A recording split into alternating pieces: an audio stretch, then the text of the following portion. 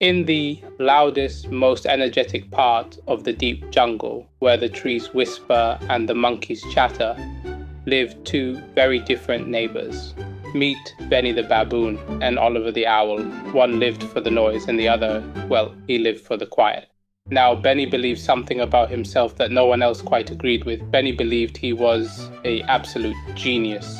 He wasn't, not even a little bit.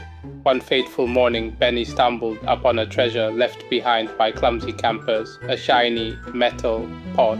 "Oh, a magic helmet," Benny shouted, his voice echoing through the trees. "I shall become king of the jungle."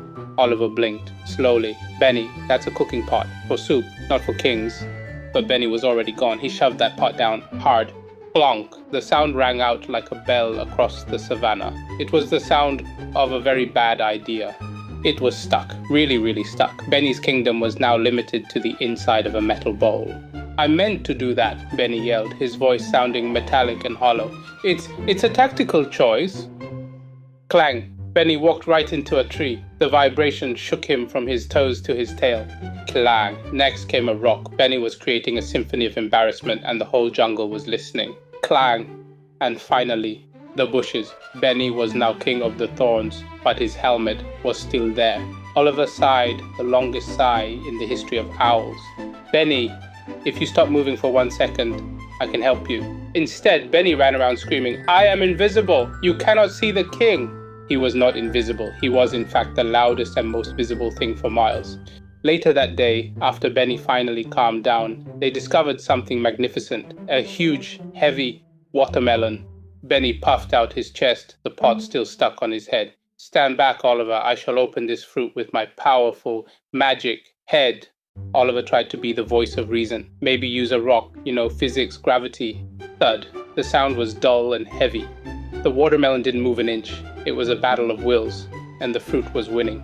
Benny, however, moved plenty. He rolled backward and backward and backward. Splash! The river claimed its king. Benny was now the monarch of the muddy water. Meanwhile, Oliver calmly picked up a sharp stone, cracked the watermelon open with one tap, and enjoyed the sweetest snack in the jungle. While Benny just floated by, dizzy, dripping, and definitely not a king. "Why does this always happen to me?" Benny groaned from the water. His voice still had that metallic ring to it.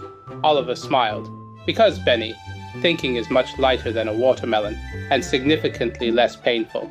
With Oliver's help, the pot finally came off. Benny rubbed his head and muttered, "Fine. From now on, I'll think first." Oliver nodded. "Good. The jungle hospital is tired of seeing your face. They've run out of bandages." And from that day on, Benny still caused trouble, but he did it just a little bit more quietly most of the time. Moral: being loud doesn't make you smart, but being smart might just save your head from a metal pot.